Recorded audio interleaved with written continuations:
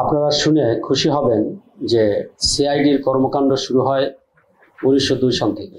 আর আপনারা অবাক হবেন যে আমরা যখন এই রিসার্চের প্রসঙ্গে বিভিন্ন জনকে কোশ্চেন করা হয়েছে, তো এই আর্কাইভের কাজটি এতদিন হয়নি। বিসমিল্লাহির রহমানির রহিম। আজকের এই সুন্দর এবং চমৎকার অনুষ্ঠানে আর্কাইভ নীতিমালার মোড়ক উন্মোচন এবং স্টুডেন্ট বিশেষ অতিথি জনাব মোহাম্মদ মাইনুল হাসান সেবা উন্মোচন অনুষ্ঠানের পাশাপাশি আরেকটি বিষয় আছে, আমাদের ইললিগাল মানি ট্রান্সফার সংক্রান্ত একটি রিসার্চ হয়েছে। এই রিসার্চ প্রেজেন্টেশন সংক্রান্তে আজকের এই অনুষ্ঠানের সম্মানিত সভাপতি। আপনারা শুনে খুশি হবেন যে সিআইডির কর্মকাণ্ড শুরু হয় 1902 সাল থেকে, ব্রিটিশ পিরিয়ড থেকে। এবং ব্রিটিশ পিরিয়ড থেকে তখন এসবি ছিল না, পলিটিক্যাল ইন্টেলিজেন্স এবং ক্রিমিনাল ইন্টেলিজেন্স দুটি পার্টি সিআইডি করত।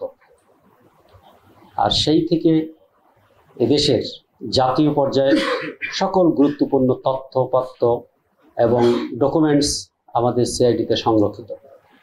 আপনারা দেখেছেন, সামান্য বিষয় হলে বন্ধু বান্ধবদের মধ্যে সামান্য একটু মনোমালিন্য হলে একজন আরেকজনের বিরুদ্ধে ফেসবুকে যত রকম কুচ্ছা এবং যত রকমের ব্ল্যাকমেল এগুলো করে যাচ্ছে।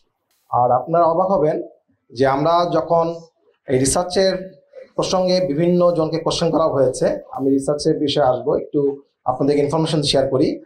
মূলত বাংলাদেশের 30টা জেলায় এই রিসার্চের সার্ভে করা হয়েছিল, যেখানে প্রায় 6% রেসপন্ডেন্ট ছিলেন।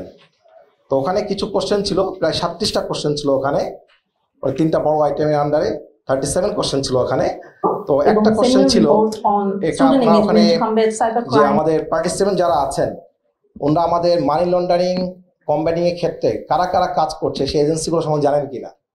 আপনারা জানবেন নিশ্চয়ই মানি লন্ডারিং প্রিভেনশন অ্যাক্ট যেটা আছে 2012 সেই অ্যাক্ট এবং পরবর্তী রুলস করা হয়েছে 2019-এ, সেখানে 7টা প্রতিষ্ঠানের কথা বলা আছে। বাংলাদেশ পুলিশ থেকে একমাত্র সিআইডি নাম আছে। এর বাইরে আপনার পরিবেশ অধিদপ্তর, security exchange commission, anti corruption commission, এরকম অনেক 7টা এজেন্সির কথা বলা আছে। আর আনফর্চুনেটলি আমাদের রেসপন্ডেন্টদের অনেকে না, মূলত সবাই একমাত্র সিআইডি এবং অ্যান্টি কারাপশন কমিশন বাদে কারণ তারা জানে না যে এই প্রতিষ্ঠানগুলো বাংলাদেশে দায়িত্ব পালন করছে এবং তারা দায়িত্বপ্রাপ্ত।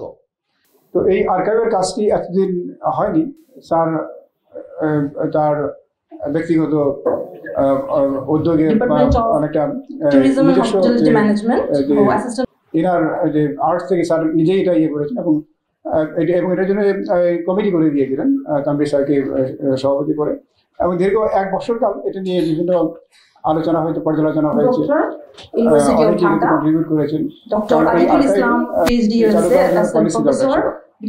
তো সেই পলিসিটি হয়েছে এবং যার ফলে এই আর্কাইভ আমরা মনে করি যেটি সামনের দিনগুলোতে যারা রিসার্চ করবেন বা ইভেন আমাদের যেখানে ইনভেস্টিগেটর যারা, তারাও বিভিন্ন তথ্যপাত্র নিয়ে এখান থেকে সহায়তা পাবেন। কারণ এই আর্কাইভে বিভিন্ন আমাদের যে ইম্পর্টেন্ট কেস যেগুলো আছে এগুলোর রেকর্ড সংরক্ষিত রয়েছে, বিভিন্ন ডিজিটাল কপি প্লাস যে হার্ড কপিও থাকবে। তো আমরা মনে করি যে এই ধরনের অপরাধ এই আমাদের এই কন্টিনিউয়াস ড্রাইভের ফলে অনেকটাই কমে আসছে। তবে একই পাশাপাশি রিসার্চের আমাদের প্রয়োজন ছিল, তো কারা করছে, কেন করছে, কীভাবে এই সেবার মানি ট্রান্সফার হচ্ছে। তো সেই রিসার্চের অংশই বেড়েছে এই যে আমাদের ইলিগাল মানি ট্রান্সফার এবং অনলাইন গ্যাম্বলিং রিসার্চই হয়েছিল। তো আপনারা বিভিন্ন ধরনের সারপ্রাইজিং ইনফরমেশন আছে, যেমন আমাদের কোনো এরকম ডিস্ট্রিক্ট আছে যেখানে এরকম ফুল ভিলেজের যুব সমাজ engage in online gambling, really surprising এগুলো। তো যাই হোক, এটি আমি মনে করি অত্যন্ত গুরুত্বপূর্ণ একটি কাজ, যে কাজটি আমাদের এই যে ক্রিমিনাল কেস প্রিভেনশন এবং ডিটেকশন এবং ইনভেস্টিগেশন এই ধরনেরভাবে কাজ করবে।